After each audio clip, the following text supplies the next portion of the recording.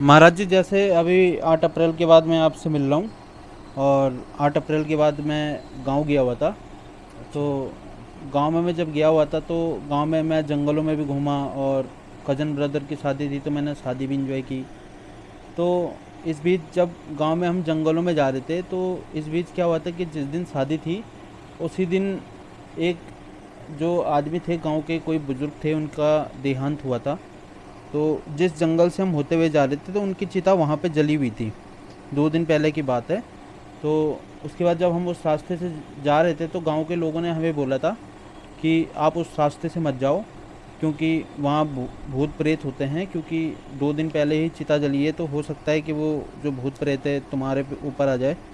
तो हमें बहुत डर लगा।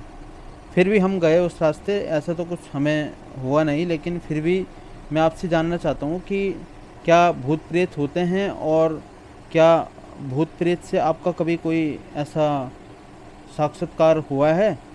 तो इस विषय में आप अपना कभी आपका अनुभव रहा हो तो आप बताइए हमें। सबको मेरा प्यार भरा नमस्कार।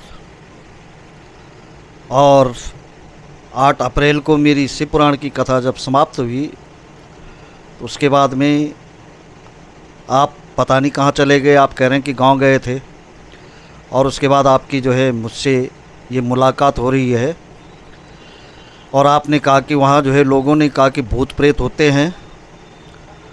तो शास्त्रों में प्रमाण है कि धुंधकारी जो है जब मरा तो बहुत बड़ा प्रेत बना, और भागवत की कथा सुनने से उसको मोक्ष की प्राप्ति हुई।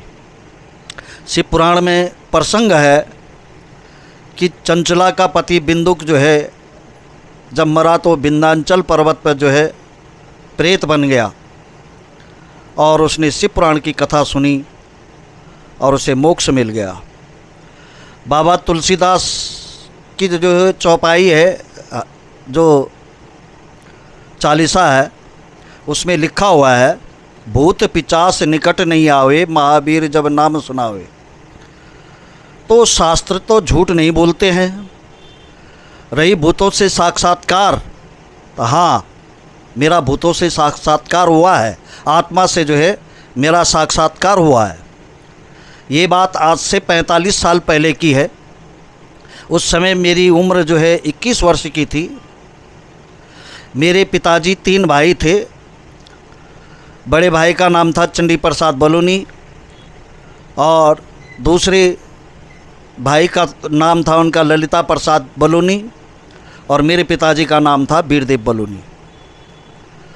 तो हमारे जो बीच वाले ताऊ जी थे ललिता प्रसाद बलूनी, उनका और मेरे पिताजी और ताऊ जी, इनका ज़मीन जायदाद का झगड़ा चलता था, और एक दूसरे से इनकी कट्टर दुश्मनी थी।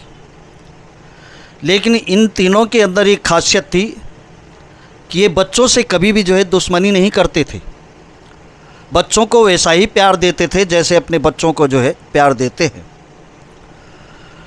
तो एक समय की बात है कि ताऊ जी ने मेरे को कहा, मैं घर पे था, कि आज तो मेरे साथ में जो है गाय बच्ची चुगाने के लिए चल।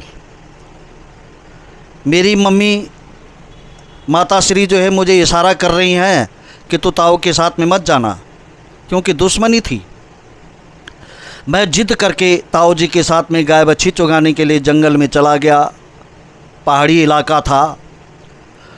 ताऊ जी की एक आदत थी कि वो अपने साथ में छतरी, लाठी, कुल्हाड़ा और एक दनाती लेकर चलते थे। उन्हें बैलों से बहुत प्यार था, और वो खुद घास काट कर लाते थे बैलों के लिए। तो जब हम जंगल में पहुंच गए तो ताऊ जी के मुंह से अचानक निकला कि आज अगर मेरा भाई घर आ जाता तो मेरी सारी टेंशन ख़त्म हो जाती, सारी जिम्मेदारी ख़त्म हो जाती। मैंने ताऊ जी को पूछा कि आप ऐसा क्यों कह रहे हैं? तो ताऊ जी कहने लगे कि मेरे मन में जो है इस प्रकार के भाव उत्पन्न हो रहे हैं कि मेरा भाई घर आ जाता। जो भाई बहुत बड़ा दुश्मन जिसको मानते थे, आज उसी भाई को बार बार याद कर रहे हैं। अब गाय बच्ची चुगाने के लिए जंगल में गए। शाम के 4 बज गए। ताऊ जी ने कहा कि मैं घास काट के ला रहा हूँ, तो यहीं पर बैठ और बकरियों को और गाय बच्चियों को जो है ऊपर मत चढ़ने देना। ताऊ जी घास काटने के लिए गए। अक्टूबर का महीना था, शुरू अक्टूबर का महीना था। शाम के जो है 5:30-6 बज गए, ताऊ जी लौट के नहीं आए, अंधेरा होने लग गया। मैं ताऊ जी को ढूंढने के लिए गया तो मेरी जो चप्पल थी वो चीड़ के घास के नीचे जो है कहीं खो गई। 10-15 मिनट मुझे उन चप्पलों को ढूंढने में लगा। फिर मैं एक जगह पे गया तो वहाँ ताऊ जी की छतरी, लाठी और उनका जो है कुलाड़ा वो मुझे नज़र आ गया। मैं वहाँ से थोड़ा सा आगे गया तो मैंने देखा कि नीचे एक खाई है और उस खाई में ताऊ जी जो है गिर पड़े हैं।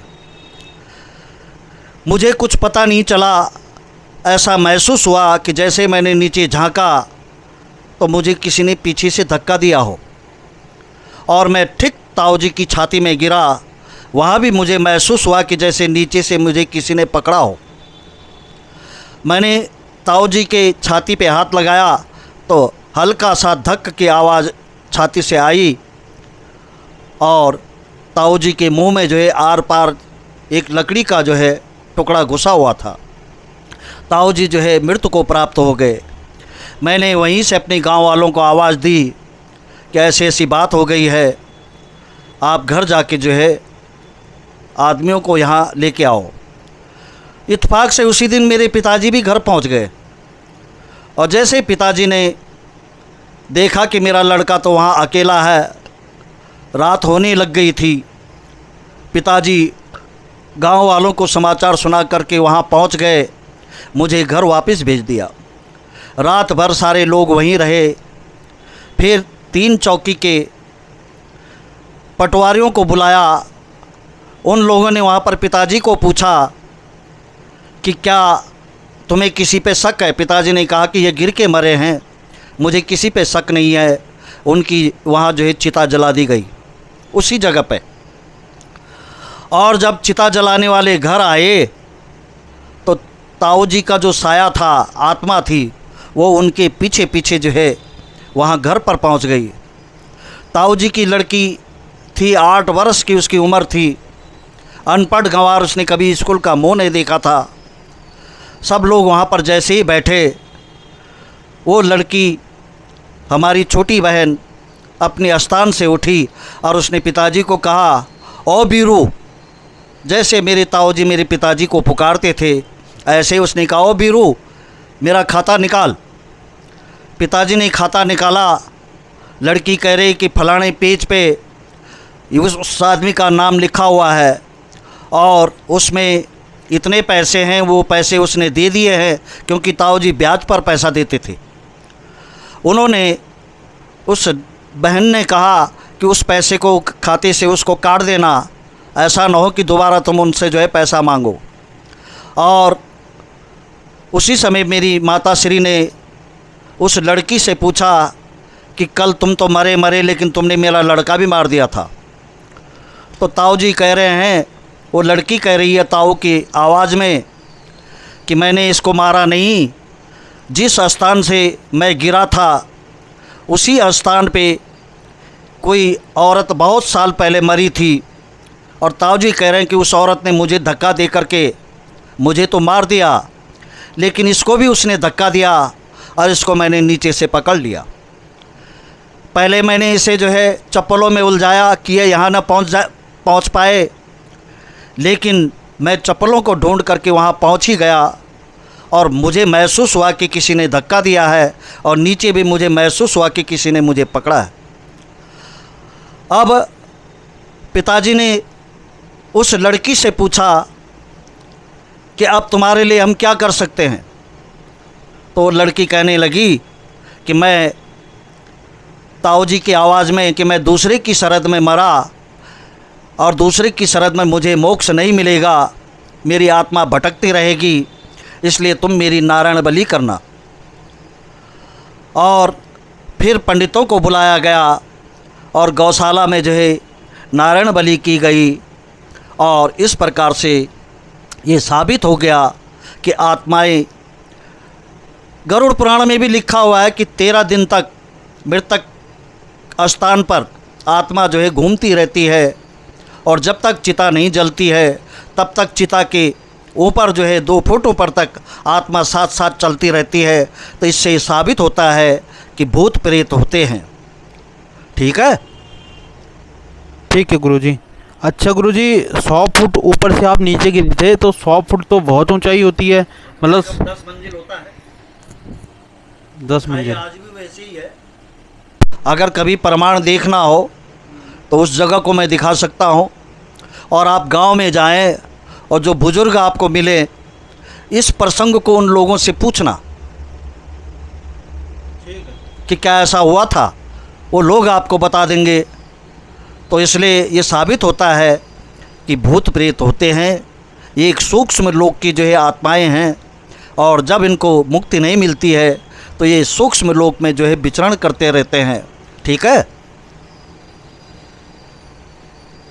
ठीक है गुरुजी, फिर आगे जो हमारी जो वीडियो रह गई है वो 10 महाविद्याएं की, तो वो अब कंटिन्यू करेंगे क्योंकि अब हमारे पास समय है। ठीक है।